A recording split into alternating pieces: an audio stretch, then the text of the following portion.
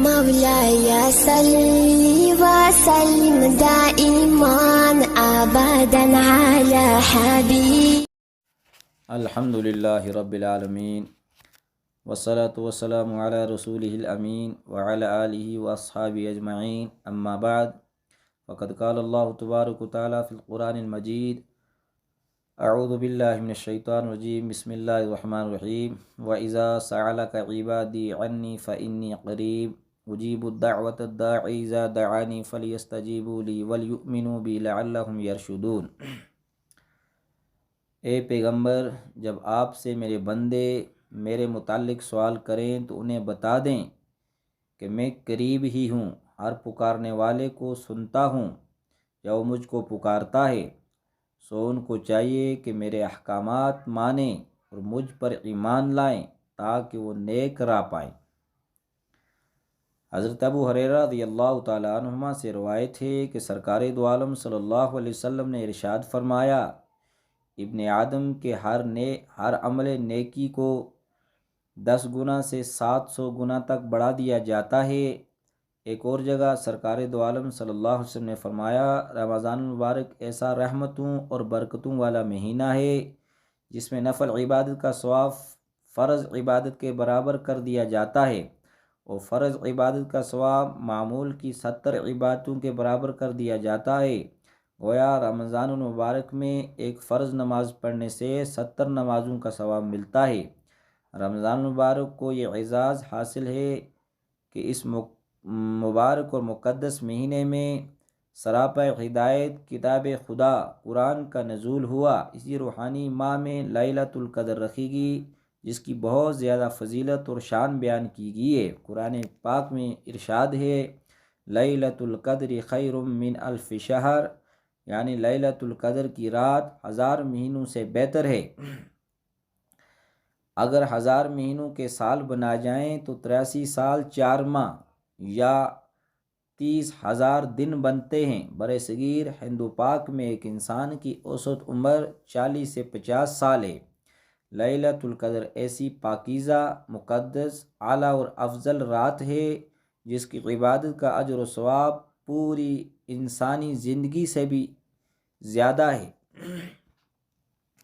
روزے کا فلسفہ۔ روزہ انسان کے اندر تقوی پیدا کرتا ہے۔ ایک گناہ گار انسان اول تو روزہ رکھتا ہی نہیں، اگر وہ رکھ لے تو توڑتا نہیں۔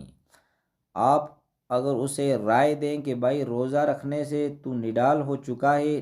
نہانے کے بہانے غسل خانے میں جا کر پانی پی لے یا کمرے میں چھپ کر کھانا کھا لے، لوگوں کو کیا معلوم تو نے اندر جا کر کیا کھایا یا کیا پیا، تو وہ فوراً یہ جواب دے گا کہ میرے اس عمل کو اگرچہ تم تو نہیں دیکھ رہے لیکن تمہارا اور میرا خدا دیکھ رہا ہے۔ بس اسی کا نام تقوی ہے، اسی پر دین کی بنیاد ہے۔ اللہ رب العزت اپنے بندوں کو روزے کے ذریعے یہی سبق دینا چاہتے ہیں کہ اے میرے بندے، جب تو روزہ توڑنے سے ڈرتا ہے اور چوری چھپے اس لیے نہیں کھاتا پیتا کہ میرا مالک مجھے دیکھ رہا ہے، جب تو کوئی اور گناہ کرتا ہے پھر بھی تو میں تجھے دیکھ رہا ہوتا ہوں، کہ جب تو شراب پیتا ہے، زنا کرتا ہے، غیبت کرتا ہے، ہمسایوں اور یتیموں کے حقوق کو غصب کرتا ہے، اے میرے بندے، میں تجھے اس وقت بھی دیکھ رہا ہوتا ہوں جب تو عبادت کرتا ہے اور مجھے پکارتا ہے، میں اس وقت بھی تجھے دیکھتا ہوں اور تیری پکار سنتا ہوں، اور جب تو گناہ کر رہا ہوتا ہے تب بھی میں تجھے دیکھ رہا ہوتا ہوں۔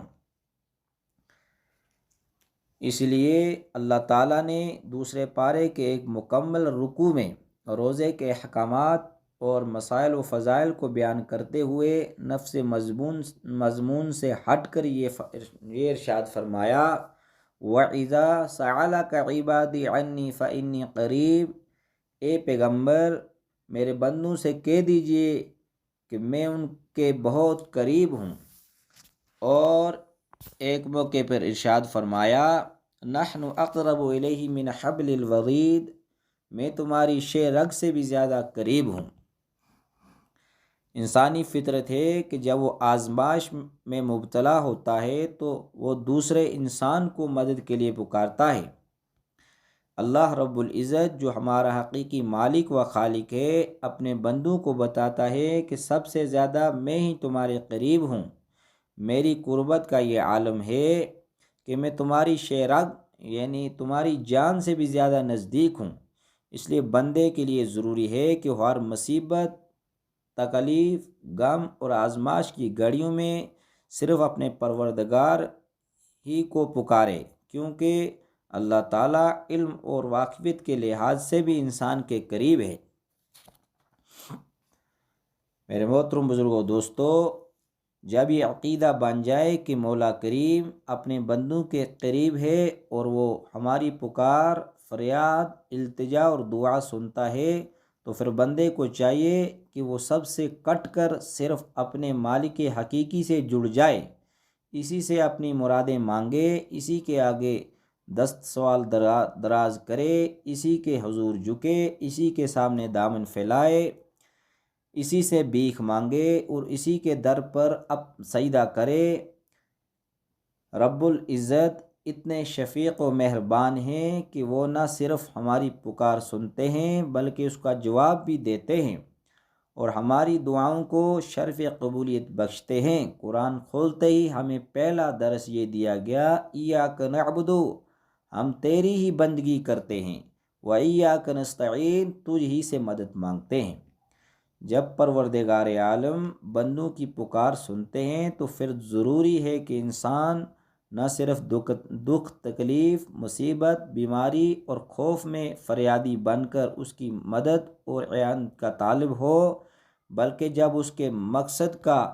چمکتا ہوا ستارہ اسے منصب، عزت، شہرت، دولت، حشمت، اولاد، خاندان اور دنیاوی وسائل